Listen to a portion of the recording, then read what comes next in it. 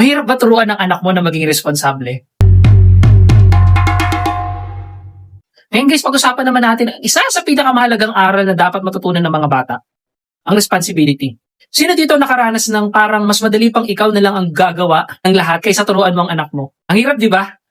Lalo na kung simpleng paglipit ng laruan, kailangan mo pang ulit-ulitin. Ang paulit-ulit ng paulit-ulit. Pero na-realize ko guys, ang pagiging responsable ay hindi natututunan agad-agad. Ang trabaho ko nun guys sa isang fast food. Habang nag-aaral sa college at sa murang edad natutunan ko ang value ng pera. Kaya ngayon, na nagkaanak na ako, isa na akong daddy, parang naguguluhan ako kung bakit kailangan pang pilitin ng anak ko na maging responsable. Realization ko guys, no, bilang isang magulang, na ang pagiging responsable ay hindi natural. Kailangan talaga itong ituro. At kailangan din ng sapat na gabay ng isang magulang. Kung hayaan ko lang na walang responsibilidad ang anak ko, maaaring lumaki siya na dependent sa akin at walang appreciation sa gawa.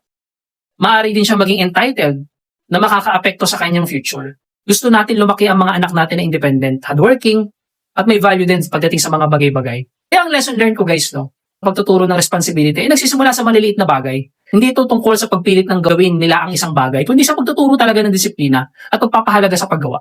Kaya guys, i-share ko sa inyo yung mga diskarte na effective sa akin. Una, simula sa maliit na gawain.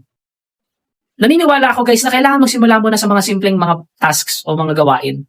Halimbawa, pagkatapos maglaro, turuan muna sila maglipit ng laruan. Pagkatapos kumain, turuan silang ilagay yung plato nila sa lababo. Sisimula sila matuto ng responsibility. Pangalawa guys, gawin nating masaya. Gumawa ng laro na sa paglilinis o paggawa ng tasks. Anak, sino ang mas mabilis magligpit ng laruan? Ikaw o si daddy? Ang pagiging playful ay malaking tulong sa pag-alis ng pagod sa paggawa ng task. Pangatlo guys, purihin natin ang efforts nila. Hindi mo pa kailangan purihin ang resulta. Kailangan purihin mo ang efforts. Ang galing mo anak, naligpit mo na lahat ng laruan mo. Ang sipag mo naman, buti ka pa.